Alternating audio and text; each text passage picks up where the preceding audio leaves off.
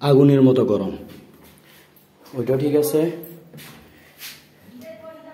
এই দেখেন ডিপে বরফের টাল, এই কুয়াশালায় উড়ে কিছু দেখা যাচ্ছে না। বরফ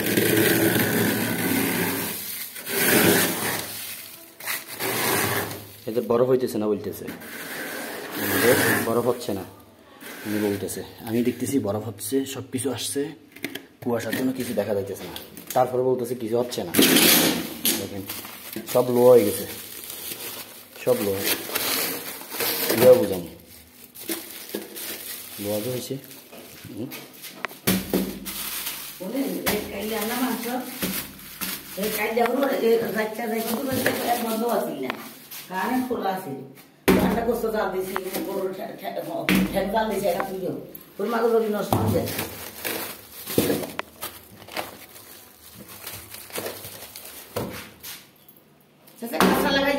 না না না, আমি একটা জিনিস চেক করতেছি এগুলো, তাহলে আমার চেক চলতেছে।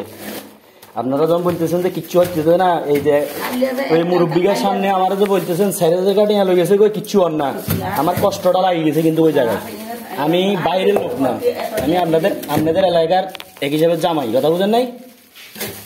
আপনি একবার না 1000 বার ফোন দিলে আমি 1000 বার আসতে রাজি আছি।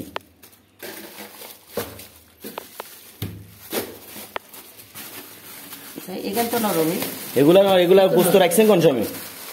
তো কালকে আপনারটা তো যাই হোক, এই কি বলে যে এতটুকু পর্যন্ত বরফ হয়েছে, ওইদিকে যতগুলো ফ্রিজ দেখছি কিচ্ছু হয় না এগুলোতে।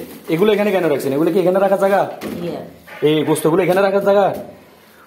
বড়ির সাথে বাজা দিয়ে রাখবেন, এগুলো বরফ হইতে সময় লাগবে।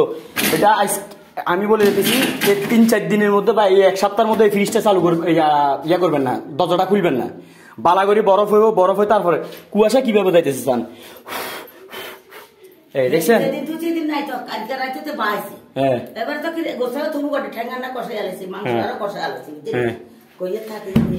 এইটা আজকে আমি বলে যাচ্ছি, এই সপ্তাহে আপনি ফ্রিজের দরজাটা খুলবেন না। মাত্র মাংস রাখছেন কালকে, গরম গরম তাজা মাংস, এগুলা তাজা মাংস, গরুর মাংস হচ্ছে তো গরম, এগুলো ঠান্ডা হইতে লাগবে সর্বোচ্চ 2 দিন।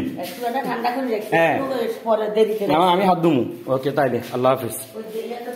এখন আপনার ফ্রিজ ঠিক আছে নি? ঠিক আছে কেন? আচ্ছা ঠিক আছে।